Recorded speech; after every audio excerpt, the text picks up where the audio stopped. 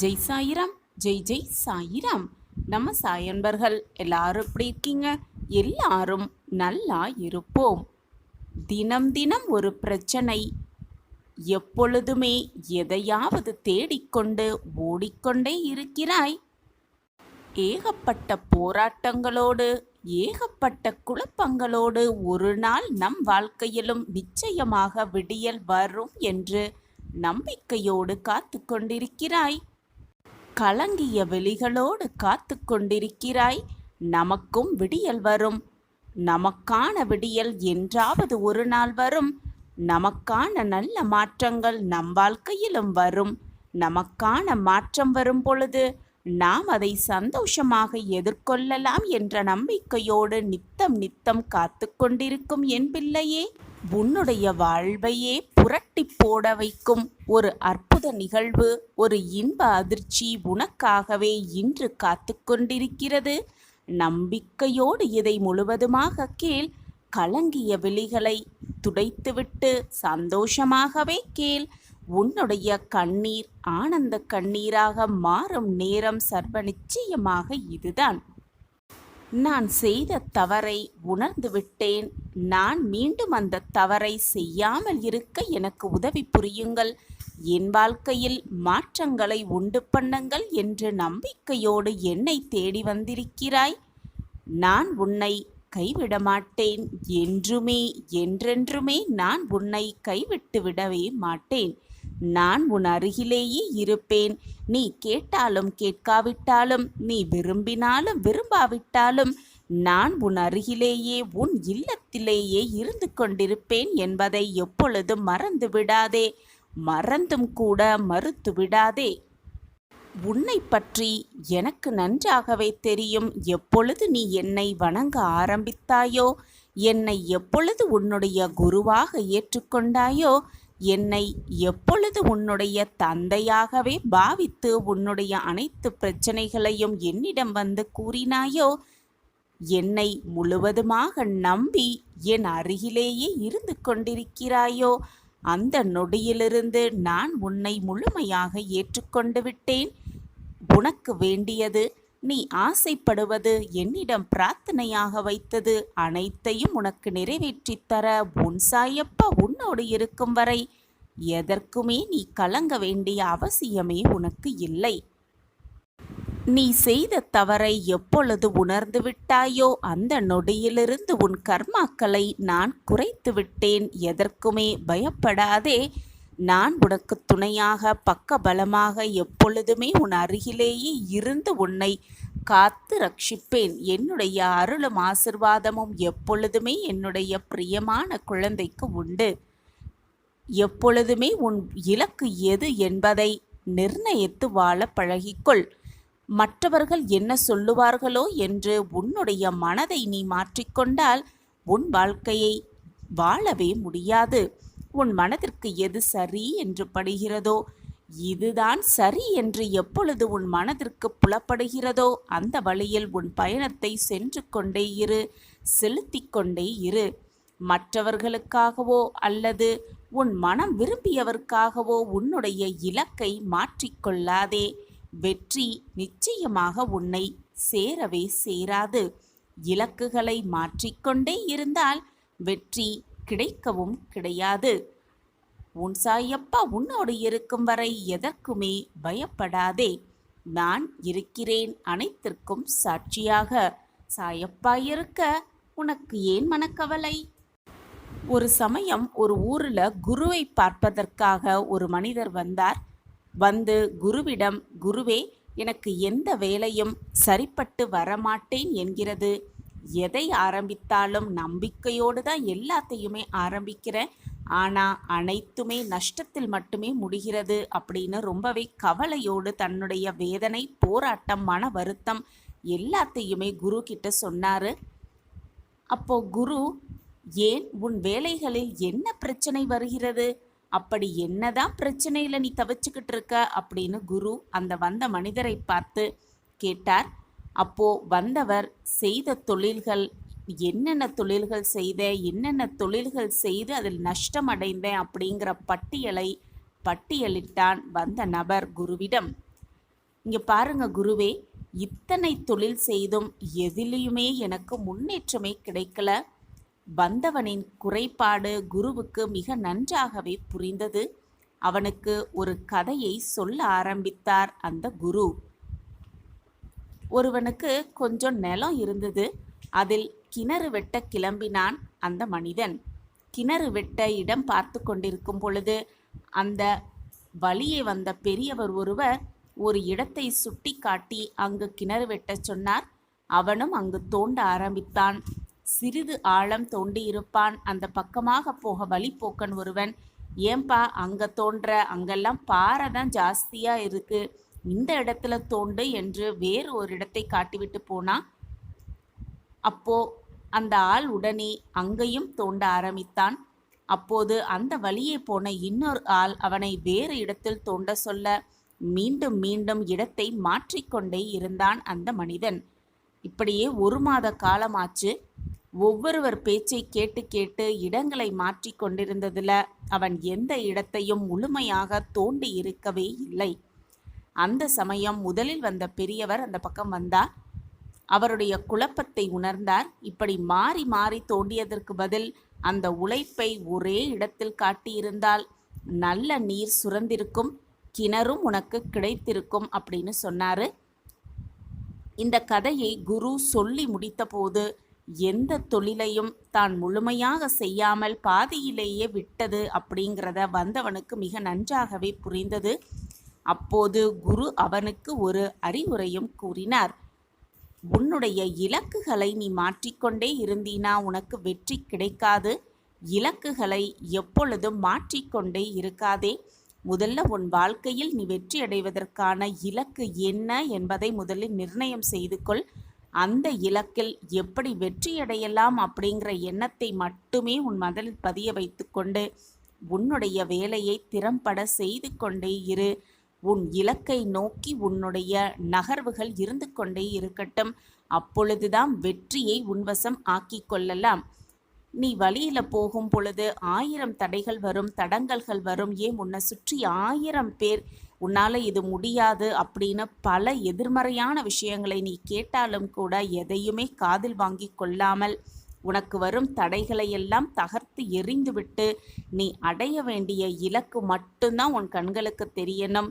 உன்னுடைய இலக்கு என்ன, அதை எப்படி அடையலாம் என்ற சிந்தனை மட்டும்தான் உன்னுடைய உள்ளத்தில் இருக்கணும். அப்படி இருந்தா நிச்சயமா நீ வெற்றியை சாதிக்கலாம், வெற்றியை உன்வசம் ஆக்கி கொள்ளலாம் அப்படின்னு குரு அந்த மனிதனிடம் அறிவுரையை வழங்கினார். அந்த மனிதரும் நாமும் எல்லா வேலையுமே கொஞ்சம் கொஞ்சமாக செய்து எதையுமே சரிவர செய்யாமல் இருந்ததுனால தான் நமக்கு எல்லாமே நஷ்டத்தில் முடிகிறது. இனி ஒரு வேலையை எடுத்து அதில் திறம்பட உழைத்து நம் வெற்றியை நிலைநாட்டி கொள்ள வேண்டும் அப்படிங்கிற தீர்க்கமான முடிவோட குருவை விட்டு தன்னூர் பக்கம் சென்றான் அந்த மனிதன். நாமும் நம்மளுடைய இலக்கை நிர்ணயித்து கொண்டு அந்த இலக்கை அடைவதற்கான அத்தனை முயற்சிகளையும் நம்பிக்கையோடும் பொறுமையோடும் விடாமுயற்சியோடும் செய்து கொண்டே வந்தால் நாம் அடைய வேண்டிய இலக்கை நிச்சயமாக அடையலாம். நினைப்பதற்கு மேலாகவே வாழ்க்கையில் சாதித்து காட்டலாம். வாழ்க்கையில் வென்றே காட்டலாம். இறைவன் எப்பொழுதுமே பக்தி என்ற சொல்லுக்கு அர்த்தத்தை முதலில் புரிந்து கொள்ளத்தான் விரும்புகிறார். அந்த அர்த்தத்தை புரிந்து கொண்டு வழிபாடு செய்து பின் கிடைக்கும் வெற்றியை தான் கடவுள் ஆத்மார்த்தமாக அந்த பக்தனுக்கு வழங்குகிறார். பின் இதை அனைத்தையும் புரிந்து கொண்ட பின் அனைத்தையும் பக்தன் கேட்கும் அனைத்தையும் வாரி வாரி வழங்குவார் இறைவன். இப்படி இருந்தால்தான் பக்தன் எப்பவுமே கடவுளை விடமாட்டான். பக்தி என்ற சொல்லுக்கு அர்த்தமும் புரிந்துவிட்டது, வழிபாடு என்ற சொல்லுக்கு அர்த்தமும் புரிந்தமையால் பக்தன் எப்பொழுதும் எல்லா நேரமும் எந்த நொடியும் இறைவனை விட்டு விலகவும் மாட்டான். இறைவனை நம்பாமல் இருக்கவும் மாட்டார்கள். பக்தியுடன் வழிபாடோடு நம்பிக்கையோடு இருக்கும் எந்த பக்தனும் அதை புரிந்து கொள்வான். அந்த தருவாயில்தான், அந்த சூழ்நிலையில்தான் நீயும் என் பிரியமான குழந்தையாக இருக்கிறாய், என்னுடைய விசுவாசத்திற்கு உகந்த குழந்தையாகவும் இருக்கிறாய். என்மேல் தீராத விசுவாசத்தோடும் பக்தியோடும் அன்பாகவும் இருக்கிறாய். என் பிரியமான குழந்தைக்கு தேவையான அனைத்தையும், நீ கேட்ட அனைத்தையும், இதுவரை நீ எதிர்பார்த்து காத்திருந்த அனைத்தையும் வாரி வாரி கொடுக்க உன் சாயப்பா புறப்பட்டு விட்டேன். உனக்கான மகிழ்ச்சியான செய்தி, இனிப்பான செய்தியோடு உன் சாயிநாதர் வந்து கொண்டே இருக்கிறேன் உன் இல்லத்தருகில். உனக்கு பக்தியை, வழிபாட்டின் மகிமையை புரிந்து கொள்வதற்காகவே பல இக்கட்டான சூழ்நிலைகள் உனக்கு கொடுக்கப்பட்டது. அனைத்திலும் நீ வென்றுவிட்டாய். இறை வழிபாடு என்ன என்பதையும் உணர்ந்து கொண்டுள்ளாய். இப்பொழுது நீ கேட்பது அனைத்தும் உனக்கு கிடைக்கும். நீ இதுவரை கிடைக்குமா கிடைக்காதா என்று ஏக்கத்தோடு காத்திருந்த விஷயம் அனைத்தும் உனக்காகவே வந்து சேரும். நீ நினைப்பது அனைத்தும் நடக்கும். எல்லாவற்றையும் புரிந்து கொண்டு பக்குவ பெற்ற மனதோடு நீ இப்பொழுது இருக்கிறாய்.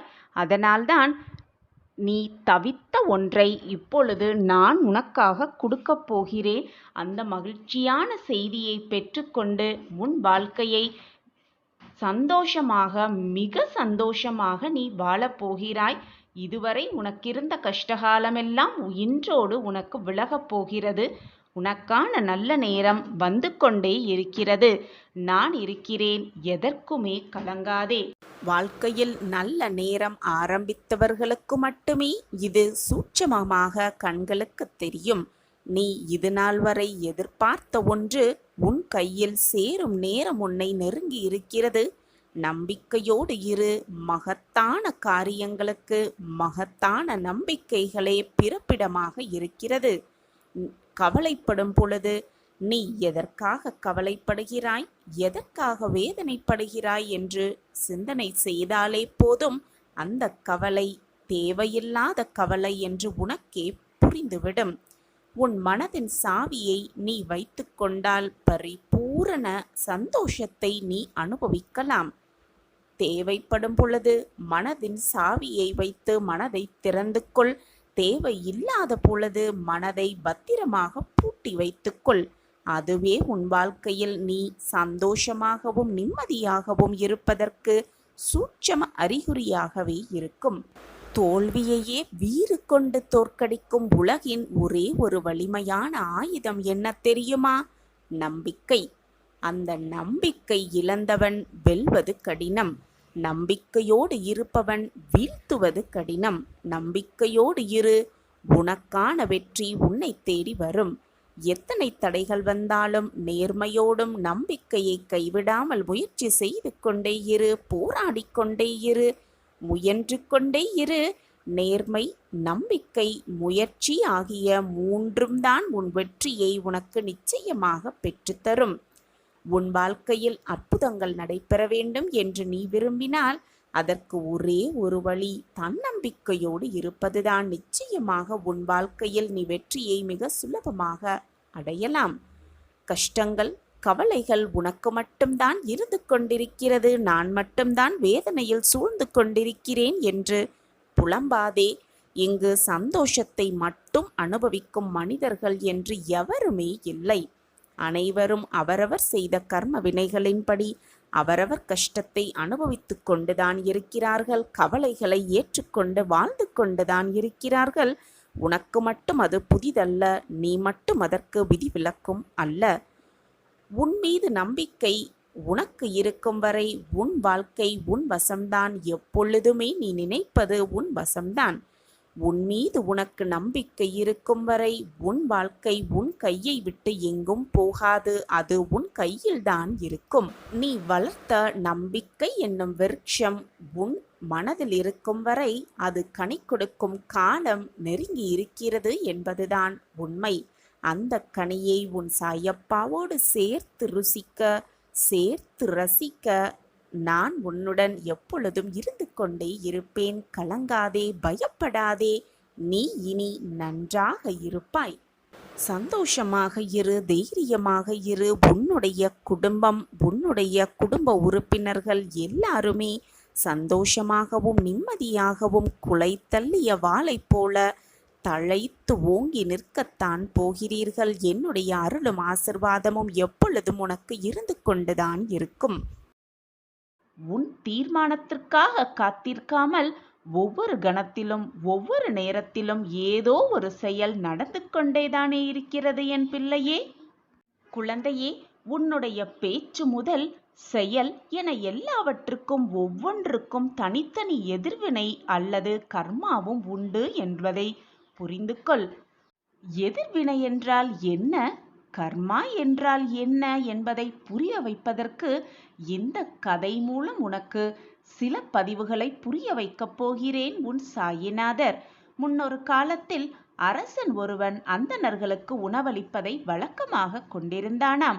அப்படி ஒரு நாள் உணவளித்து கொண்டிருக்கையில் வானில் ஒரு கழுகு தன் இரையான இறந்த பாம்பு ஒன்றை தன் கால்களில் பற்றி கொண்டு கடந்து சென்றதாம். பாம்பின் வாயிலிருந்து ஒரு துளி விஷம் அரசன் வைத்திருந்த உணவு பாத்திரத்தில் விழுந்துவிட்டது. எவருமே அதை கவனிக்கவே இல்லை. அரசன் அந்த உணவை ஒரு அந்தணருக்கு அளிக்க அதை உண்ட மறுகணமே அவர் இறந்தே போனார். அரசன் மிகவும் வருத்தமடைந்தானாம். கர்மாக்களுக்கான வினைகளை நிர்ணயிக்கும் சித்திரகுப்தனுக்கு குழப்பமாகிவிட்டது. யாருக்கு இந்த கர்ம வினையை கொடுப்பது? கழுகிற்கா, பாம்பிற்கா அல்லது அரசனுக்கா? கழுகு அதன் இரையை தூக்கி கொண்டு சென்றது. அது அதன் தவறு அல்ல. இறந்து போன பாம்பின் விஷம் அதன் வாயிலிருந்து வழிந்தது. பாம்பின் குற்றமும் இல்லை. இது அரசனும் இதை வேண்டுமென்றே செய்யவில்லை.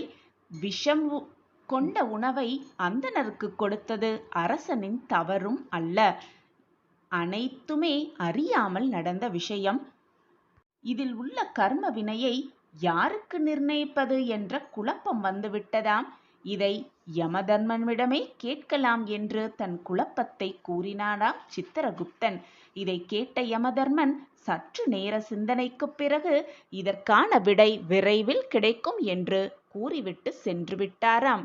காலம் வரும் வரை பொறுமையாக இருக்கும்படி யமதர்மராஜா சித்திரகுப்தனுக்கு அறிவுறுத்திவிட்டு சென்று விட்டாராம். அதற்கான நாளும் வந்தது. சில அந்தணர்கள் உதவி கேட்டு அந்த அரசனை காண சென்றார்கள்.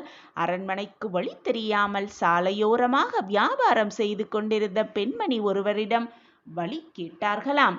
அவளும் சரியான பாதையை அவர்களுக்கு விளக்கிவிட்டு அவர்களிடம் ஒரு விஷயம், சற்று நில்லுங்கள் என்று கூறினானாம் அந்த பெண்மணி. சற்று எச்சரிக்கையாக இருங்கள், அந்த அரசன் அந்தணர்களை கொல்பவன் என்று கூறினாளாம். இந்த வார்த்தைகளை அவர் கூறி முடித்ததும் சித்திரகுப்தனுக்கு தெளிவு பிறந்துவிட்டது. அந்தணரை கொன்ற கர்மாவின் வினை அந்த பெண்மணிக்கே என முடிவும் செய்துவிட்டாராம்.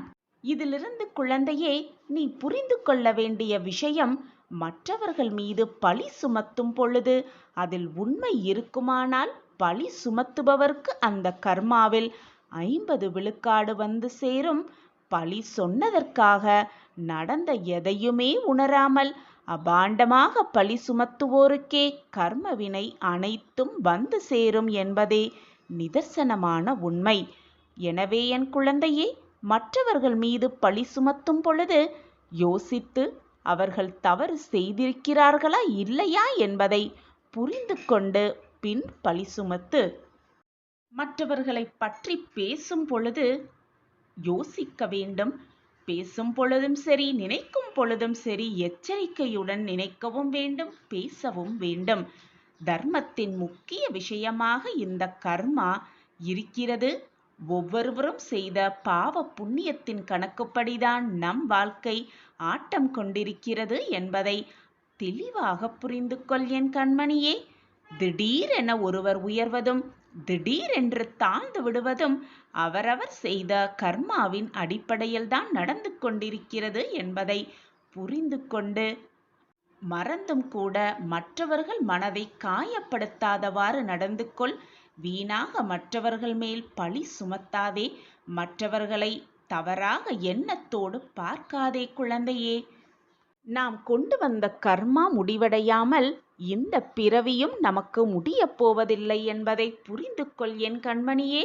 கர்மாவை அனுபவிக்காமல் நாம் செய்த பாவ புண்ணிய கணக்கை தீர்க்காமல் இந்த உலக வாழ்க்கையிலிருந்து விடுபடவே முடியாது என்பதை புரிந்து கொண்டு செயல்படு. எப்பொழுதும் நேர்மையாக நடந்து கொள் என் பிள்ளையே. உண்மையாக இரு.